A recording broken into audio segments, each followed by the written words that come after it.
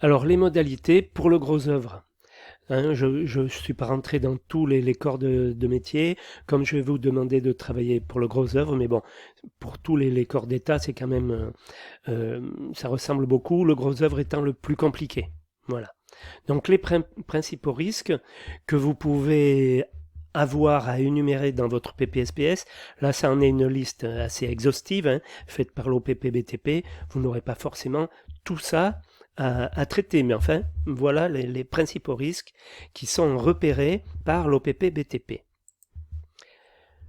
Donc, renversement de matériel ou de matériaux, coffrage, éléments préfabriqués, des murs, hein, ça arrive, avec le vent, un mur pignon en particulier peut s'écrouler, donc sur vos gars, donc attention. Renversement de matériel et matériaux, c'est un risque. Les chutes de hauteur, hein, principale source d'accidents, les chutes de hauteur. Depuis le plancher de travail, bordure du vide, extérieur ou intérieur, les trémies, attention. Depuis les passerelles et les plateformes périphériques et diverses, depuis les plateformes de coffrage, depuis les échelles, les échafaudages, chute de plein pied dans les installations de chantier au sol et les accès aux bâtiments, sur les planchers de travail, sur les passerelles de toutes sortes, donc attention que vos gars ne viennent pas s'empaler là sur des aciers en attente, chute d'objets, outils, pièces de coffrage, béton, déchets, éboulement de talus, de fouilles périmétriques, écrasement par pièces de coffrage ou accessoires de coffrage, par centrale à béton, rayon raclant, vis à ciment, tapis transporteur, skip, mélangeur et malaxeur, trémies de stockage divers, bennes à béton, donc les skips parce que c'est ce qui vient chercher le béton qui l'amène au camion, ça peut en faire partie. Par accessoire de levage aussi, écrasement par accessoire de levage malheureusement.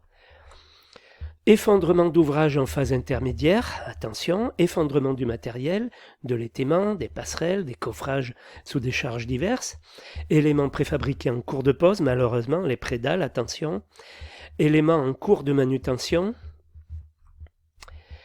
heures, donc les coûts, hein, matériel manuportable, vérin, été, pièces de réservation, on met un coup de tête là-dedans, c'est pas bon du tout, même avec le casque, matériaux lourds, coffrage, bennes, matériaux, armatures, éléments préfabriqués, camions, malheureusement, hein, quand ils reculent, véhicules d'approvisionnement, engins de levage.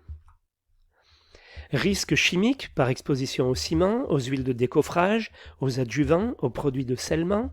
Risque électrique par réseau de chantier, machines, outils à main, éclairage, proximité de lignes existantes. Vibrations mécaniques produites par les outils. Voilà donc un petit peu enfin, les risques qui ont été repérés par l'OPP-BTP. Voilà. Donc, je ne suis pas allé plus loin. Après, dans la publication, là, vous verrez poste par poste, hein, pour tel type d'ouvrage, quels sont les risques. Donc, par rapport au travail que je vais vous demander, vous verrez après, vous servirez des pages suivantes pour rédiger votre PPSPS comme je vais vous l'indiquer. Voilà, donc le PPSPS c'est un document important. Alors comme je vous le disais précédemment, fait en collaboration avec le conducteur de travaux, le chef de chantier ou le chef d'équipe et même les compagnons. Vous pouvez toujours leur demander de participer, hein, ça sera toujours un plus pour vous.